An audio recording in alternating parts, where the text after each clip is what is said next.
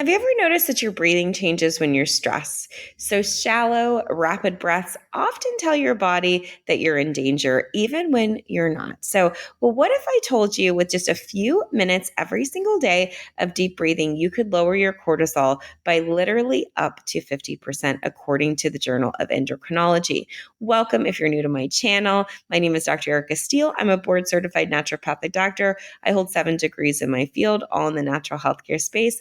I like to say that I went to school, so you don't have to. So this video is part of our week 6 intro to holistic medicine, where we explore how stress affects digestion, metabolism, as well as healing. So if you want to access exclusive breathwork and meditation techniques, you can register for our intro to holistic medicine, also to our morning flow as well. And you can check out one of our wellness collectives that goes over a deep dive into particular topics every single month. So far we've done mindset, we've done cardiac, and now this month we're going to work on nutrition. So how does stress affect breathing as well as our nervous system balance? Well, first off, we go into a fight, flight, freeze mode. So when we go into fight or flight, we have shallow breathing, which in turn is going to increase stress as well as inflammation. We also know that chronic stress can keep the body in a constant state of overdrive, leading to poor digestion, naturally fatigue, and of course, constant sugar cravings as you're trying to get yourself out of the crash.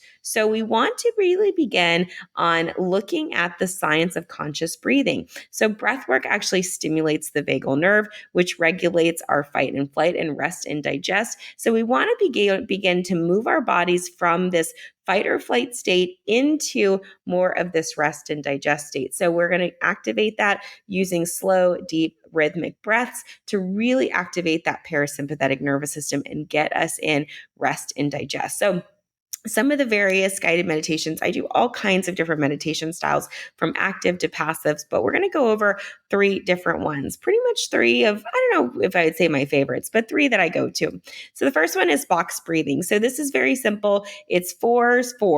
So you're going to go for a box inhale, exhale, inhale, exhale. Just that simple. You're going to just imagine that there's a box, and what that's going to do is help improve focus and regulate stress. So here we go. We're going to inhale, exhale, inhale, exhale. You see how that works? Inhale, exhale, inhale, exhale. Nice, gentle box. All right, the next breath we want to go over is a diaphragmic breathing. We use this a lot in yoga, especially Kundalini yoga.